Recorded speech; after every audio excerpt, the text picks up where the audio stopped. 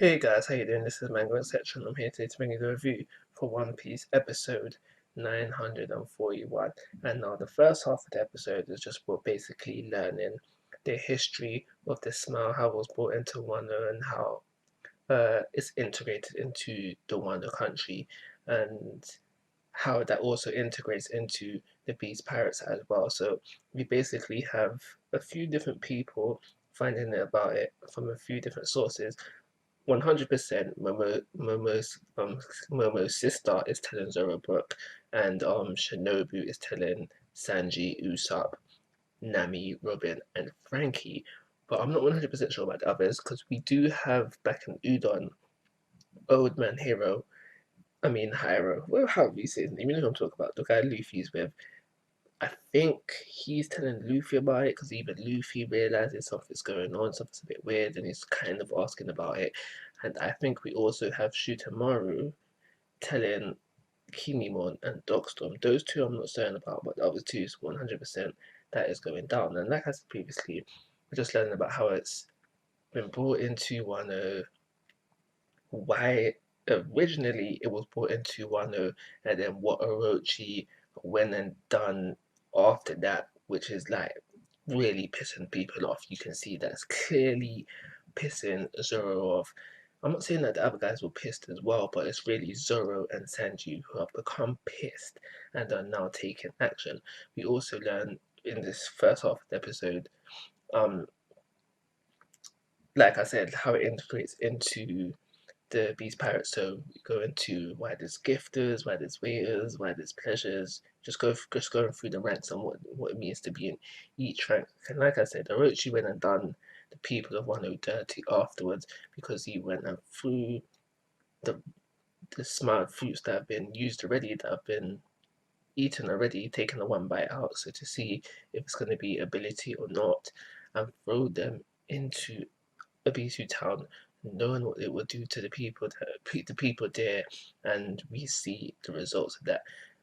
It was mentioned, I think, through Shinobu, that eventually people started to realize what was going down, but because they were so hungry, they I'm not gonna say they didn't care, but they just needed to eat something, so they did that to themselves. And then that's when you deep it, it's pretty deep to think that you are so hungry, you know you know what eating said thing's gonna do to you, but you do it anyway.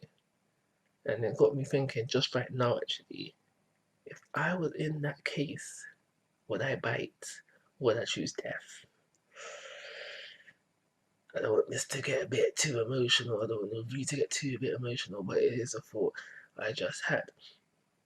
So second half really is because I would say the first half was just really focusing on giving that information to the Straw Hats and seeing how they react to it.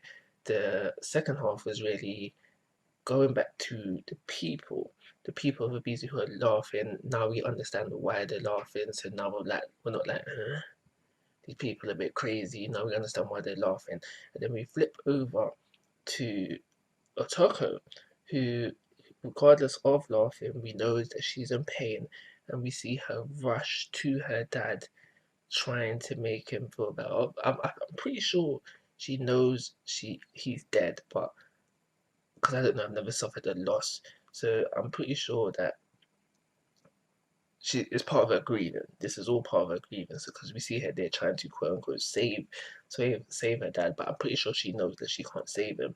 And as she's there trying to save her dad, Orochi spots her and realizes exactly who this is.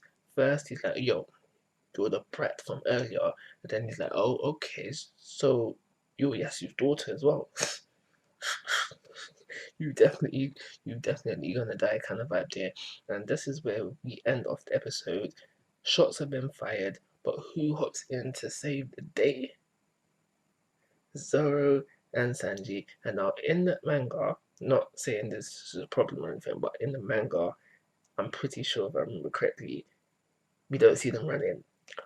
I do think that was a nice touch for the episode. We see them run in, and then they just start stuff at the end.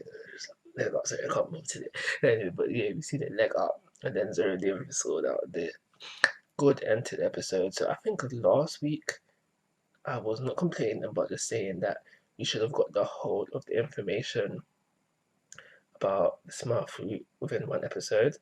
Um, yeah, that could still been a thing. So we'll just have to end off. Yeah, if we ended off last episode with Zero, like, why are you guys laughing? And then find out everything today, that would have been bad. That would have been bad. But better than what we got. Just a little bit better than what we got. That would have been bad. I really did enjoy this episode. I cannot find no fault with it. And I feel like the music and the voice acting and just how things were portrayed in general, with like certain shots where you get a piece of information given, and then, for example, you just see Zoro's eye and you can tell that he's vexed. I think everything that they've done with this episode in regards to animation, voice acting, and background music made it a very emotional episode. We don't move the plot very far forward, but that was never the focus of the episode. So I feel like for the first time in a long time, I am 100% happy with the episode. I'm trying to find fault, but I can't. So I have to say it was a perfect episode for me. So that only makes sense to give it a 5-star rating, a perfect score. I remember back in the day. I remember back in the day when I changed my rating system just a little bit. Um, Never mind. Yeah, 5-star rating, call it a review. Like always, guys, I'm asking for your thoughts and opinions. If you haven't already, please subscribe to my YouTube channel. But most importantly, take care. Have a nice day.